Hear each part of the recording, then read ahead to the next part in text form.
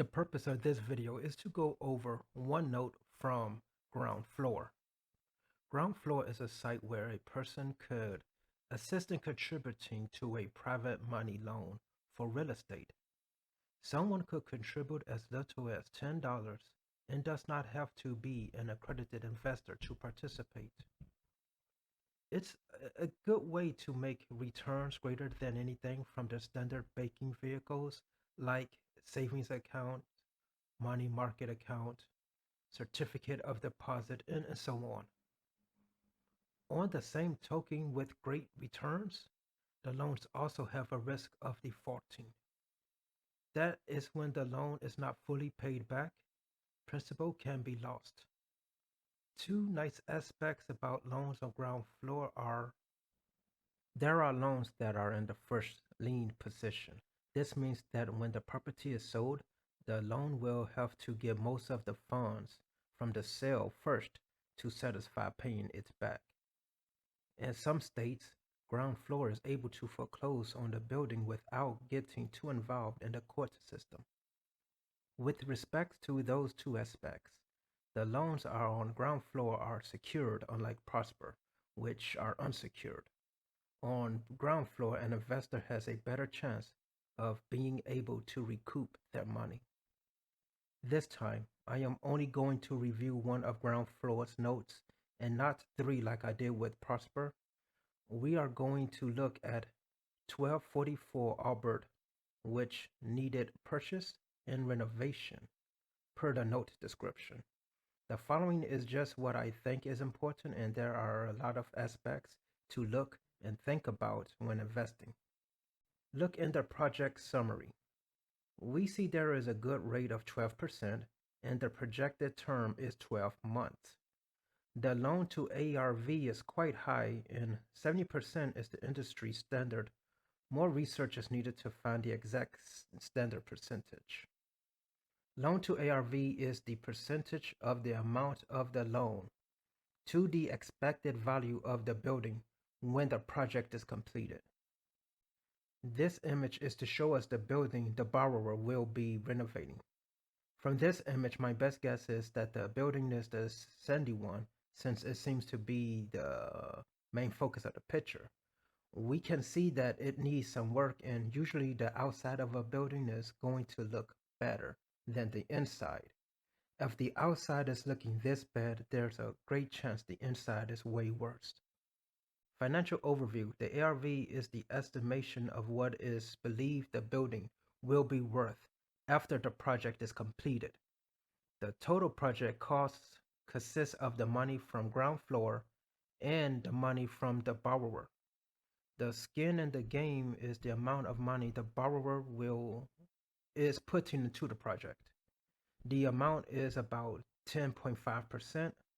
On Lending Tree, we can see there are cases when the down payment is 15% and 25% for investment properties. The amount of money that the borrower will be putting into this loan is less than expected from other investors from the bank. The purchase price for this place was $66.5K, and more research is needed to know if that was a good price. Grade factors. I have no clue what are the calculations that go into most of these numbers. Borrower commitment is the only one that is easy to understand. 0 if the borrower is not fully committed to renovating this real estate, and 1 if the borrower is fully committed.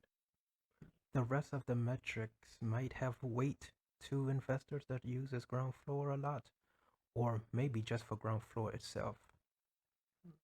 Miscellaneous. Groundfloor Finance had advanced money to the borrower to purchase the place on May 26, 2021. Expect delays because real estate, that's normal for the course. County and city red tape is time consuming and full of BS. The borrower has done nothing significant in a year's time, and any other time frame greater than a year is just not even given or looked at. Please click on a link that will show a lot of old data not specific to this property written in size 5 font. Here's the circular. is very long, as you can see from the size of the vertical scroll bar. I will just briefly show the grade factors section, general information, as well as the valuation reports. This portion is about 90 seconds. Read at your own leisure, and if you get any understanding of the information, good for you.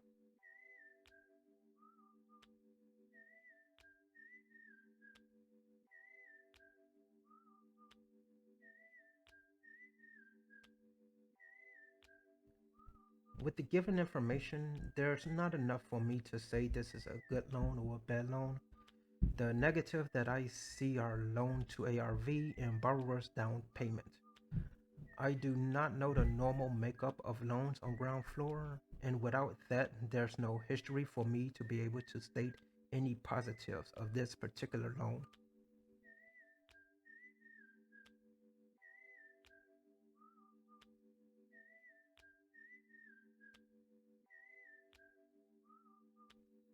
Now for the part that I do know. Unlike Prosper, I am not limited to just strictly to what is on the website. I have the address, so let's go looking at it in Google Maps Street View. We are at Google Maps before the street level and already seeing an issue. The image on ground floor predominantly shows that the sandy brick house as if is the focus of the image. Google's image in the upper left might indicate that the red brick house is 1244 Albert Avenue. The overhead view is showing us that this place is around commerce and restaurants. Now, if we zoom out a little bit more, we'll see there's Page Boulevard and there's Kings Highway Boulevard. So this may be a good area for shopping and transportation. Now let's get to the street level view.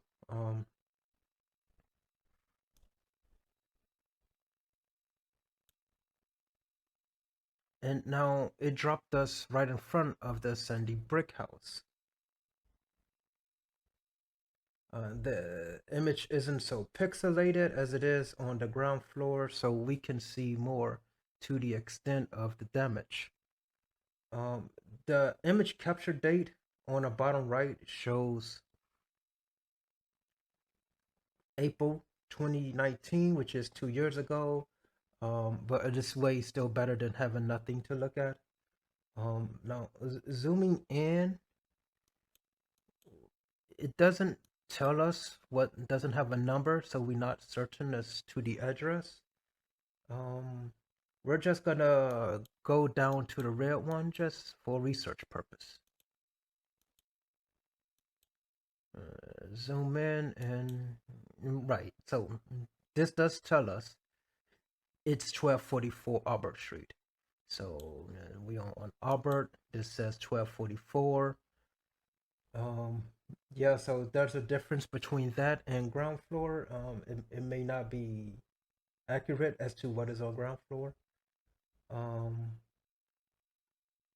so now we're just gonna zoom in on this building since now we know this is our focus. This is the one that is actually on the loan. Just look up and down. Need some roofing issues. Need some roofing fixing. This portion was damaged and it looks like somebody tried to fix it. There are some more issues on the roofing of this awning. Well, at least the extent of damage on the red building is not what is on the sandy building. So at least we've seen that the previous owner, tried to take care of it. Now one nice feature that is on Google Map, it is not always available. Is that you can see the street view of the past. So we can see how did this neighborhood changed over time. So let's just get a look at it as of today. A whole bunch of abandoned buildings. Right, so we're going to click down on this street views for April 2019. Here is 2029 October. Let's look at the street view, and things looks quite nice.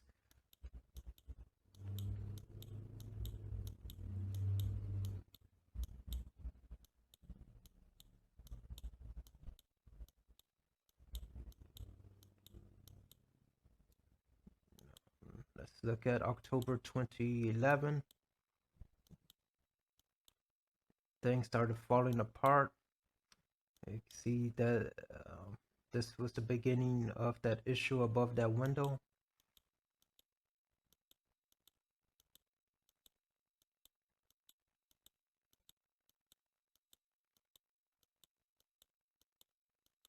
Sign is still hanging for 2 years ago.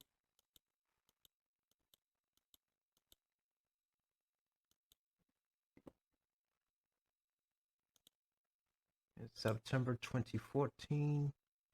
This awning finally had collapsed. Still no work is being done there. Work was done in 2014 to try and correct this issue.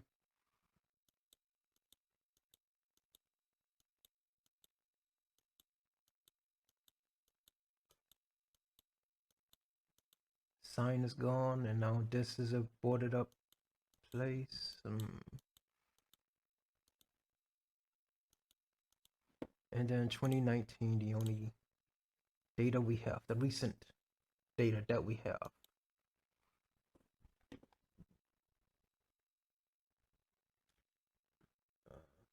So yeah, we can see how this neighborhood was just crumbling over the years.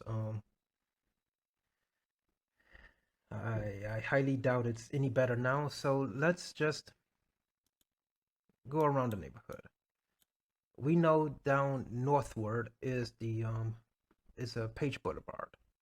It's a connecting main street. So let's go down towards this way. We can look at the other buildings around. This is a very sparse neighborhood. And we can already see that it's blocked off. Yeah. So apparently there's only one way into the street. Oh. So let's go back here towards the Maple Street. And one thing I don't notice is a sign that says, one way or a dead end. So there's no, I guess St. Louis works differently from other cities where it would give you a notice that, hey, you're going down this dead end street. Yeah. Mm. Now the overview is good, but the street view is horrible. The street view is 2 years old, but looking at the change over the 10 years, it was only getting worse, and I don't believe it's gonna be any better in these 2 years. I mean, I really doubt that from 2019 to 2021, the neighborhood in of itself became better. I mean, fixing up this house in a bad neighborhood may not be ideal. Um, so now let's look at Zillow and Refi. And now let's look at Zillow and Redfin to see what do they think this is worth. Zillow tells us the place was sold in June, 1 month after the borrower received money from Groundfloor Finance. Zillow estimates the place to be worth around 67K. Well, that's good so far. Zillow thinks the place is worth more than what was lent to the borrower to purchase the place. Also, we see Zillow does show the correct house. We see for the comp area is just one other place that has a different number of beds, bath, and square footage. The place hasn't sold, so we will need to do more research. We are interested in the price and tax history. It will show us the change in listing amount. We can see for over 1 year, this place was trying to be sold for 50K. The borrower paid 66.5K, maybe plus some of its own money for the place. The borrower paid over 16K more than the listing price for something that is so far in a bad neighborhood. Another relevant section for us is the schools section. The place sold is a 3 building, 2 bath, so it's a great chance that the place is meant for a family. The place is close to commerce and 2 street arteries, which is good. Now for the schooling in the area, horrible. Just like the other scorings on Groundfloor website, I may not know what these numbers actually mean, but they are very low. They might have a 1 just because zeros aren't handed out for all I know. The rest is just me scrolling and clicking on the pictures.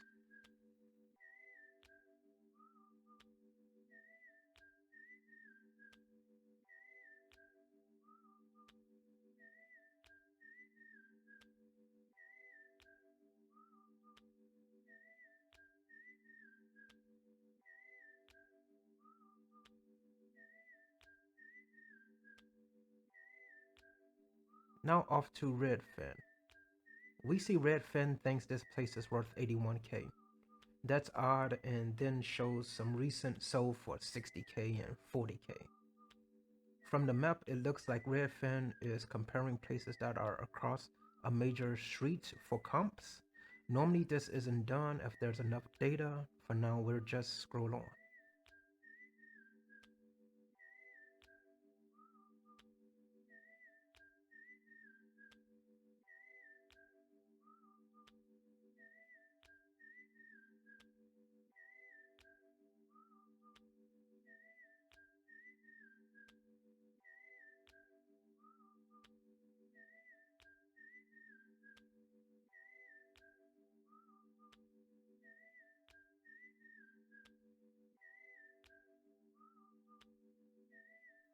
Redfin is showing us no sale history.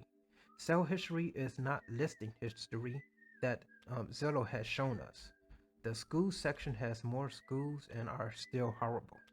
Redfin shows us the listing amount and the sale to listing price ratio for the whole zip code, and which is a good idea, but not how comps are ran.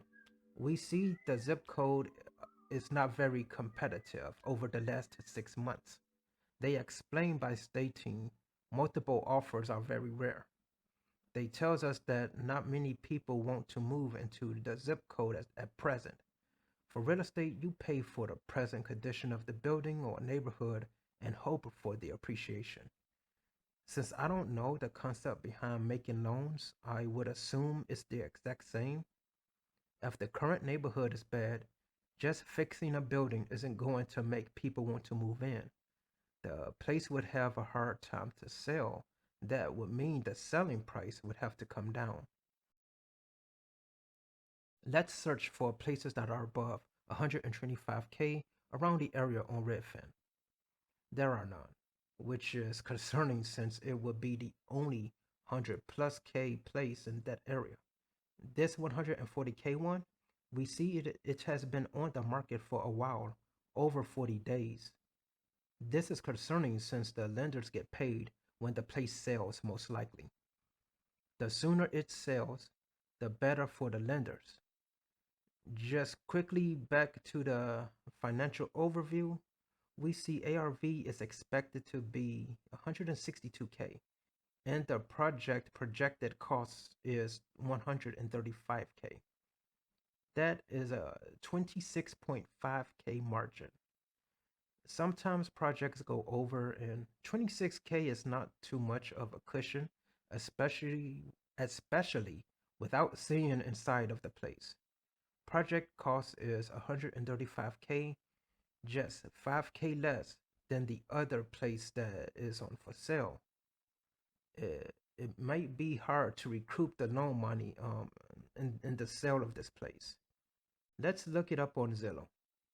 We see that there is a price cut from the 140K place by 15K. One more concerning event. The place was on sale for 155K, but had to fall in price. We see July 1st, it was on for 160K. Then July 16th for 155K. And July 23rd for 140K. Just one place over a mile isn't a proper comp, but when there's not much data, you have to use whatever you can. For my research, this loan would not be something to fund. Here are the positives. Around two major roads, nearby two restaurants and shops, close to two parks. The negatives are the rehabber overpaid by at least 16K. The neighborhood looks horrible and sparse with buildings. The house is on a dead end street. Rehab cost is very close to the ARV. It's extremely high ARV. Low down payment. Loan amount is possibly close to what the building might sell for. Very bad schools. What wasn't looked at was the crime rate. While I did search, I could just see the present data and didn't see how to get previous days worth of data. However, the previous research was good enough for me to decide if I would fund the loan. I have no experience in this loan research and just thoughts. The selling of the place is the main concern for the lender. That would mean we should look for things that potential homebuyers will look for. If the place can't sell, how do the lenders make their money? It's great Groundfloor can foreclose on the place to take the property, but the value of that place may not be the same as the loan. The loan itself was 121K, which still might be a stretch for selling it. My thought is to look at the loan and the comps. The loan amount should definitely be covered in the comps alone. That should mean if we found comps for this place to be 122K and the loan amount is 121K, that is the minimum needed to cover the loan in case of foreclosure. The market cycle will add to the complexity of this. I don't know how feasible getting less loan amount to comp value can be, especially during a downturn.